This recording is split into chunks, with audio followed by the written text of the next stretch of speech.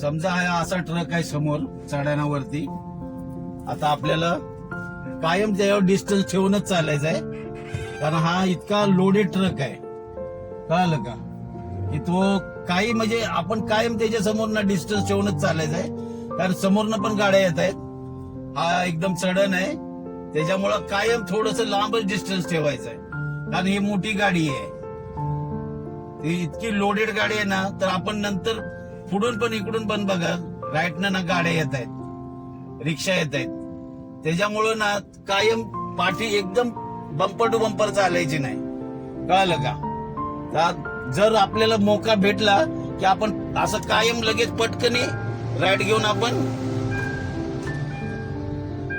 Overtake करू शकतो. पण दुसरा एक ट्रक आहे हा, तर त्याच्यामुळे कायम डिस्टन्स ठेवून चालायचं. आता आपण इथे ओव्हरटेक पण करू शकत नाही, पुढे रस्ता छोटा आहे, राईट साईडनं गाड्या सुद्धा येतात, पाठून गाड्या येतात. बघा हा छोटासा 3 व्हीलर टेम्पो येतो.